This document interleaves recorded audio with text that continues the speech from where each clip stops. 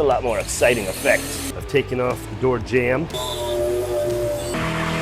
Sometimes it's hard to see it as it progresses. I'm Nick with In-House Restorations, where we do the restorations in the house. So last we talked about the rear quarter panel replacement, and I want to tell you the things that people don't normally tell you. It's, you can do it. Come on, let's take a look. All right, so when I got into this replacement, in my head, I was thinking something more like this. You know, not a big deal. A lot of us have already done repair panels like this. It's not too intrusive. It's not too bad. But the more I got into it, I realized I had to do the whole quarter panel. And to me, I was a little apprehensive. I had never done a full panel replacement. And I know a lot of people got that quarter panel sitting in the back of their garage. You know, one day I'm going to do it, one day I'm going to do it. But the thought of it is a little intimidating. Once you get in and look at it, you realize it's just a bunch of spot welds. It's just drill a weld, drill a weld, drill a weld, remove the panel. By the time you go around, little by little, and go around the whole panel, it's just this big panel that snaps into place. And now the car has just really turned it into something better than you ever thought possible. Let's dig into what it is to do a full quarter panel replacement. And I'll show you the ins and outs. So we're working on the 72 Buick Grand Sport, and we're removing the outer wheel tub. You have a pinch seam where there's two layers, three in this particular situation, but say it's two. You want to drill through the first layer of metal, not the second. Once you cut through, then the first layer can peel away. You can see inside there that little red spot. That's the weld. That's the second layer. Nice if you do 2 or 3 of them at a time. This way, when it pops, it's a lot more exciting effect. So wiggle back and forth. Off it comes. Oh, you hear it? There it was. Just keep working at that seam, and little by little, away it comes. I'll clamp it, spot weld it, just like the factory did. Goes together real cool, like a model car. I did all the prep work, got the tub out, did my selective cutting where I have to do some repair work.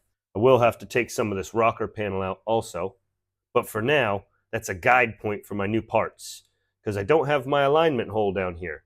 So let's take a look at the wheel tub. Let me grab it out of the trunk. Oh man, that's right on that hole right now. All right, that hole's aligned.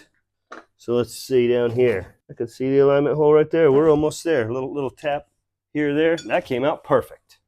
See, right back down to the factory seams. So after I got the wheel tub positioned, I've done all the prep work to that. I've taken off the door jamb. I've taken off around the beginning of the gutter rail here, or I guess the end of the gutter rail, I would say. Now I just got to get this roof section out and this last bit of this window edge. Got a little rust repair to do here. And then coming on over to the gutter rail for the trunk, there's still welds in here. I have to drill all these welds out and remove this section, this piece. This stays. And then I should be able to just drop that quarter in. Every single one I've used, it fits perfect. I've just fitted into place, jammed it up into the roof, and popped it into place. And bam, it's almost like you could begin welding. I cut out some more rust, making these little selective patch panels. This piece was pinch welded in here, and it was folded over. It was the old piece of the lip for the rear glass. So I hammered it out flat, traced it onto a piece of sheet metal, took my time, bent it a little, hammered it a little, and get the piece fitting just right. You got to do a little bit more shaving now. A nice kind of consistent reveal line, and then the rear quarter panel gets welded on top. Next, I'll remove this section. Let's say I give her a little cut here, cut here. Looks like maybe I'll hide my work in this valley. Looks like the rust got a little farther than I'd really liked it to here, but gotta fix it. I'll come up out right here, and I'll come to this peak. And I'll cut that out. Straight cut right there. I'll leave that edge, and I'll make that. Piece should look nice again. A little bit of work while you're welding it. Once you start welding it in place and it holds, you can hammer it and tap it and manipulate it a little bit so it fits just right. There's tons of different body hammers, and this is a mason hammer. Works out perfect. It's got a nice square head. It's rounded off because it's been used so many times, so it doesn't put creases in the metal. And then I have this flat end that does inside angles. It's kind of heavy compared to a body hammer. Totally not the right tool for this job, but one of my favorite hammers. So let's get to the hot glue gun.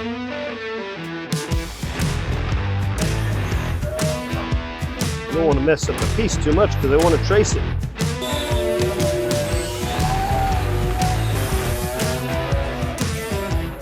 I was able to keep it mostly intact. I know it looks sloppy, but the whole idea is when you're done, it'll never even look like anything was touched. Kind of like this. So little by little, here it goes. It was rusted out on this lip, and the reveal is about a consistent 5/8 to 3/4, somewhere in between those numbers. So I want to go from this corner. I want to be about 3/4 of an inch. I can always cut it down a little bit, and that's kind of the missing part. We know our angle runs right through from here to here. So when we do our fold, we need it to roughly look like that. Gets me started, that gets me kind of close. All right, so doing it like this, sometimes it's hard to see it as it progresses. You know, it's hard to see when you start what it's going to turn into, but you can kind of get an idea of why I traced out that piece. You can see how once I start bending and folding, how this piece is just going to fall right in.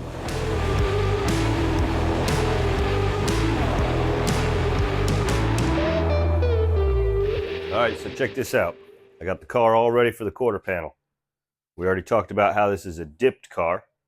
So I went ahead and all the work that I've done, I primed in red oxide primer, and all the edges that are going to be spot welded are bare shiny steel all around the whole perimeter of the car. I'm wearing gloves because I don't want to get the oils from my skin onto the metal. It could make it start rusting underneath. You don't want that. So when you get it all down to the steel, time to put on a pair of gloves. So I've gone along and I've prepped all the surfaces. I've taken care of all the rust. Got our new tub in. Got our brace all welded back up. I've fit it already, so we know it's going to fit. So let's see how it goes. Should be the last time I do this. Again, every part of the quarter panel will be stripped off and red primed. Oxide primer. All right, let's get the panel up in there.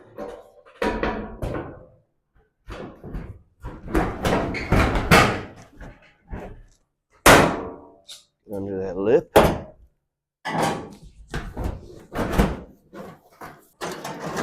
Gloves are such a pain to work in. All right, there it is. Pretty much in place. A little bit of finesse. Let's get a couple screws in it. Try to just put one or two just to hold it in the position right where I want it. Clamps are great to use too, but they get in the way a little bit here and there for the spot welder. Man, that really fits good. That's that AMD quarter panel. Kudos to AMD once again. All right, let's take a look at the trunk. All right, that's right where we wanted it.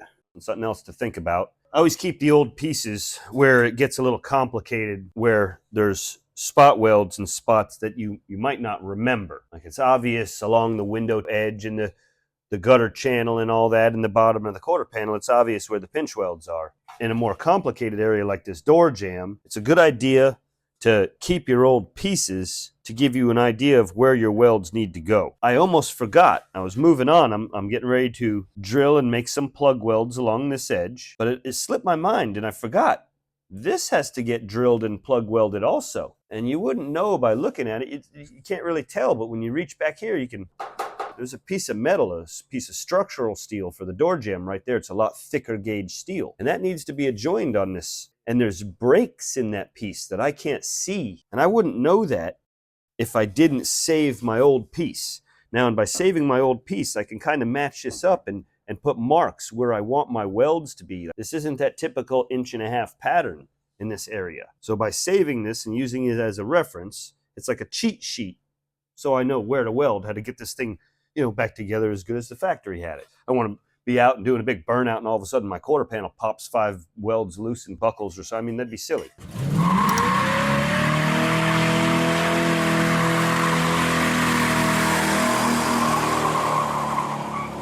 I want to put it back in the same manner as the factory did, because I mean, they've got years of research and development put into where these cars need to be welded. If I just follow along in the way the car was built, it's not like I'm trying to reinvent the wheel. I'm just copying what was already existing.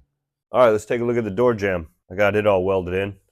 Got my plug welds where I had to drill holes and do all my plug welding. Plug welds here, a couple here. I copied that piece I took off.